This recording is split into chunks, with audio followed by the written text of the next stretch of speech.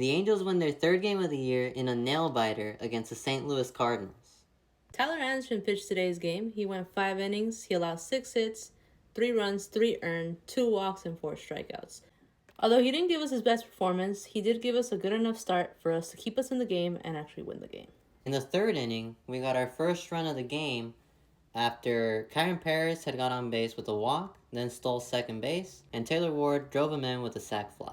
In the sixth inning, it was more of the same, manufacturing runs. This time it was Mike Trout who plated Ward in a sac fly.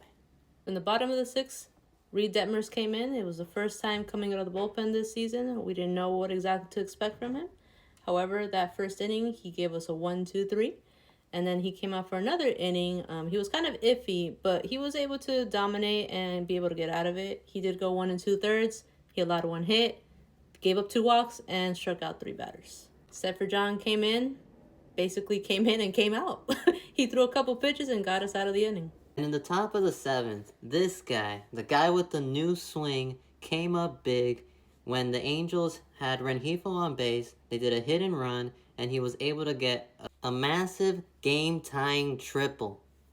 And in the bottom of the eighth, we have a major league debut as we throw in Garrett McDaniels in a tie ball game. And the young guy gets the job done. He comes in, gets a couple quick outs, and then is about to get a strikeout on Jordan Walker, but the umpire just doesn't call it. They scratch a couple hits. He gets into a pressure situation. Ron Washington comes out, talks to him, and then Mason Wynn comes up to bat, lines a ball to the third base side. Yoan Moncada is able to get it and throw it out to second to get us out of that inning. Brock Burke comes in the bottom of the ninth. He gets the job done and sends us to extras, free baseball. At the top of the 10th, we went right back to doing what we were doing earlier and manufactured some runs. We got a couple hits. Newman had a bunt to advance the runners. Taylor Ward got a base hit. And then Shawano with the bases loaded, grounded into a fielder's choice. And then Mike Trout had another sac fly to give us a 5-3 lead heading into the bottom of the 10th inning. Kenley Jensen and Ben Joyce were unavailable today as they pitched back-to-back games in Chicago. Now, we had no pitchers basically available.